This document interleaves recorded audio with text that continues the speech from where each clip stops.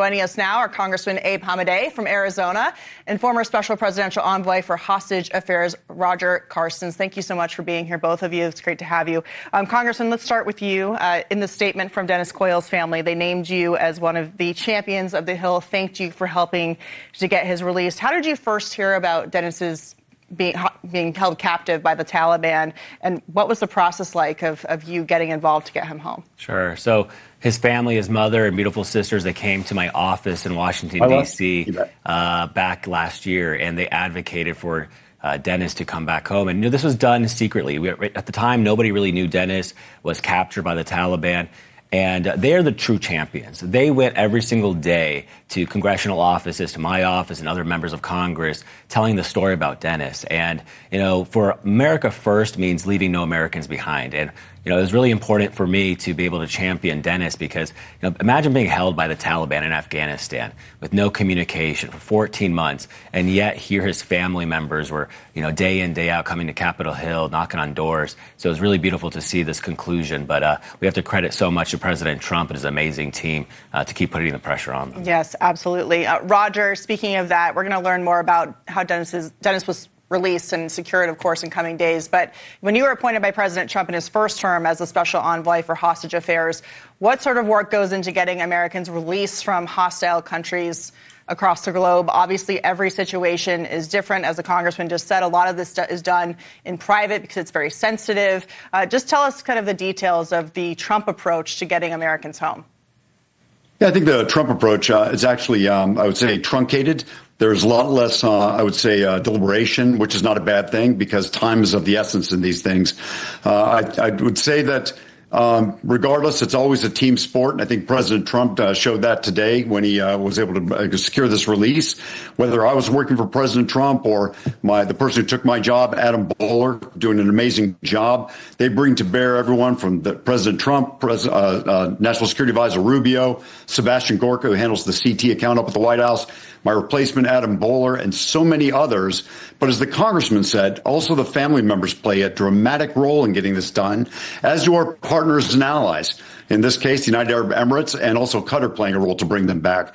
But at the end of the day, I think we saw Zal Khalilzad, Ambassador Zal Khalilzad, the former special envoy for Afghanistan and a family advocate by the name of Hanzo Lee, sitting across the table from the foreign minister Mutaki and actually getting the job done. So this is a team sport, and it includes everyone from congressmen, senators, their staffs, members of the U.S. government, but also the media. And I just have to give props to you and Chris Como for not only raising this to President Trump, but getting that first interview today and just raising the public's awareness of Dennis's case this entire time and just really being a conduit for his family. Thank you. That's very kind. It's the least we can do, I would think, given his circumstance and all the work that everybody else is doing. Congressman, of course, Dennis's safe return is great news, but there are other Americans who are still being held hostage. And, of course, Kayla Mueller, who is from Arizona, who was killed overseas while being held hostage. Her body has not been returned. So what efforts are underway to get the people who are still being held captive or those who have been killed back home to their families? What I've discovered being a congressman, we've had a lot of people released in this past year. If you look at Elizabeth Surkov was released by some of the Iraqi militia. And what was credited was that they were fearful when news got out. When President Trump was made aware, they were so terrified of it. So that's why it's so important to keep the awareness on. So hopefully the Taliban now gets the impression that America means business. If you hold one of our own, we're going to come after you. And we're very thankful to our partners overseas who are able to negotiate this release. Ultimately now with Syria, regarding Kayla Mueller, she was brutally killed by al-Baghdadi 11 years ago, and her body still remains in Raqqa. So I've had conversations with Syria's president, new President Shara. We're still trying every single day to recover her body and her remains back to the United States because, again, something I really respect about the Israelis, they go to great lengths to recover their missing and the ones who are alive, but also their deceased. And that's something us as the United States government, we need to go to that great lengths too. Yeah, absolutely. Roger, on that note, Secretary of State and the National Security Advisor, Marco Rubio, just did a special designation to countries who use Americans as political pawns. Do you think that was actually helpful in this case to get Dennis Coyle home? Do you think that will be helpful in getting additional Americans who are not only still being held by the Taliban, but elsewhere back home to their families? Yeah, I think so. I mean, it's calling out and naming this horrible crime, and it's an important thing when you put a name on it. And when the United States puts that into a designation, it carries some serious power. Now, the Taliban will say that this is a humanitarian release at the end of Eid al-Fitr, and that might very well be true. It's a way of maybe honoring the end of Ramadan. But, there are some other things in the backdrop. The United States, not too long ago, captured Nicolas Maduro out of Venezuela. We're prosecuting a pretty tough war against Iran.